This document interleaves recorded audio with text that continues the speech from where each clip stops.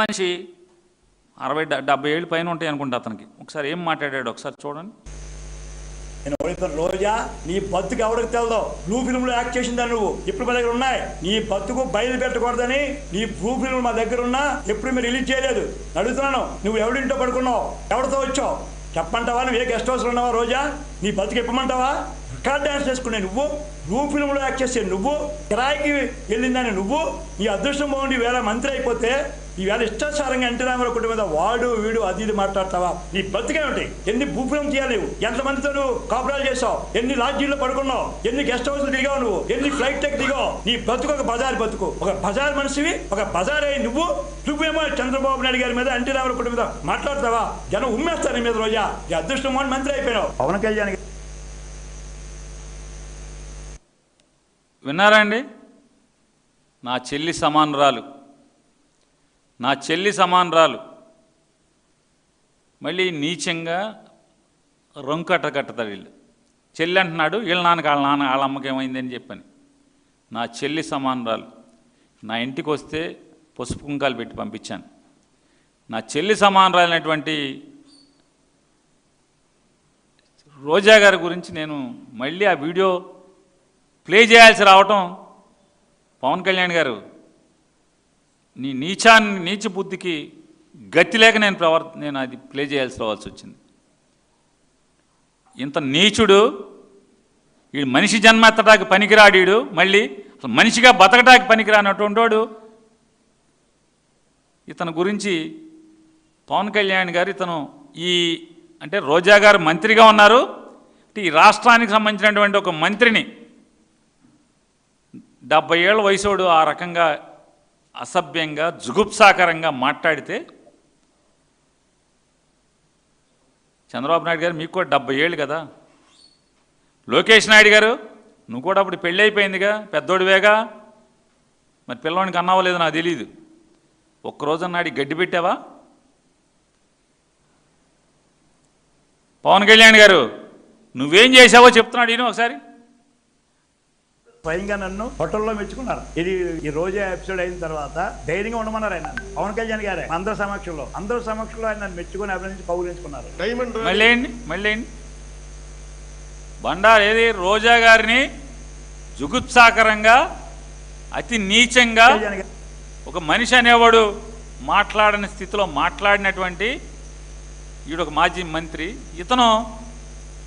ఇతను గురించి ఇప్పుడు పవన్ కళ్యాణ్ గారు ఏం చెప్తున్నాడు? హోం మంత్రి అంతే ఏంటి మేకప్ గురించి మాట్లాడితేనే ఏమన్నాడు? ఆవిడ మేకప్ ఎక్కువ వేసుకున్నారనే ఉద్దేశంతో ఆవిడ పేరు కూడా చెప్పలా. పేరు చెప్పకుండానే ఆ మేకప్ దులిపితే మన గోడకు పుట్టి పెట్టచ్చు అని చెప్పారు. దానికి పవన్ కళ్యాణ్ గారు ట్వీట్, మామూలుగా ఇన్ని నీతులు చెప్తా మాట్లాడతాడు. ఈ దుర్మార్గుడిని లాడ్జ్లో హోటల్కి వెళ్తే పవన్ కళ్యాణ్ వైజాగ్ వస్తే రోజా ఎపిసోడ్ తర్వాత నేను లాడ్జ్కి వెళ్ళాను, పవన్ కళ్యాణ్ లాడ్జ్లో ఉంటే లాడ్జ్కి వెళ్తే ఆ లాడ్జ్లో వెల్ డన్ బాగా చేసావు, నువ్వు ఏంటి భయపడబాకు, ధైర్యంగా ఉండు, ఏం పర్లే అద్భుతం, ఆహా ఓహో అని కౌలించుకున్నాడని చెప్పి మళ్ళీ పెట్టండి ఒకసారి.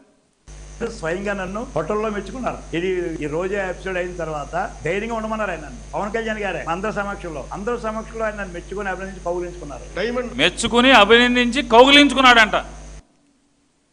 ఇది పవన్ కళ్యాణ్ గారి ప్రస్తుత ఉప ముఖ్యమంత్రి, ఇన్ని నీతులు మాట్లాడుతున్నటువంటి సనాతన హైందవవాది, ఆయన యొక్క సంస్కారం ఎంత గొప్ప సంస్కారం. ఏ అవార్డు ఇవ్వాలి పవన్ కళ్యాణ్ గారికి, లోకేష్ నాయుడు గారికి, వీళ్ళందరికీ?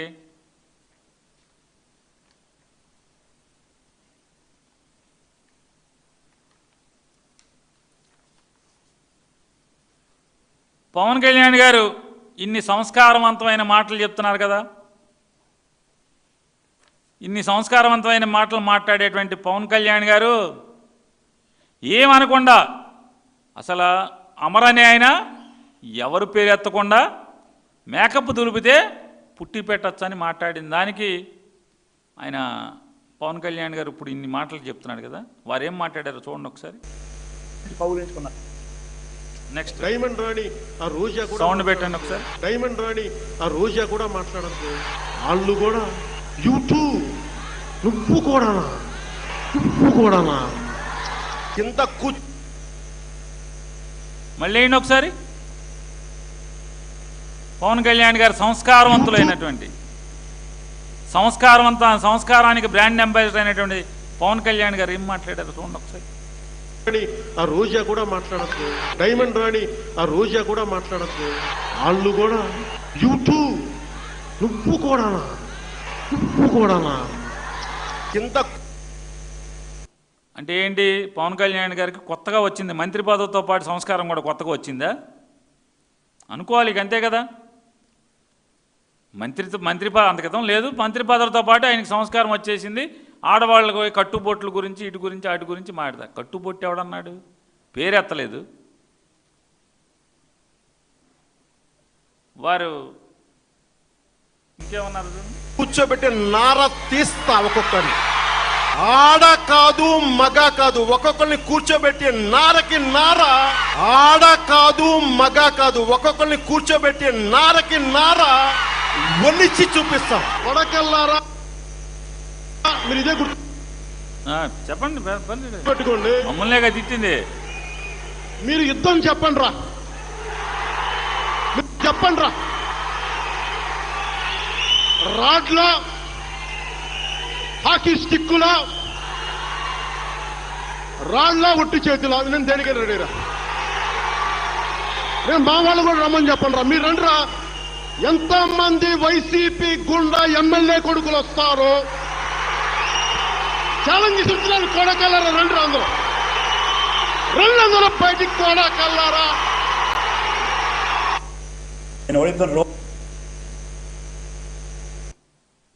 ఇది పోనీ ఏమన్నా అప్పుడు కాదు, ఇప్పుడు మేము ఖాళీగా ఉన్నాం కదా, ఏమన్నా మాదేమన్నా చేయగలిగావా అని అడుగుతున్నాను. మేము నీ కొడుకులం, పవన్ కళ్యాణ్ గారు, వైఎస్ఆర్ కాంగ్రెస్ పార్టీ వాళ్ళందరూ నీ కొడుకులం. ఏదో చేస్తా అన్నావు కదా, ఏం చేశావని అడుగుతున్నా.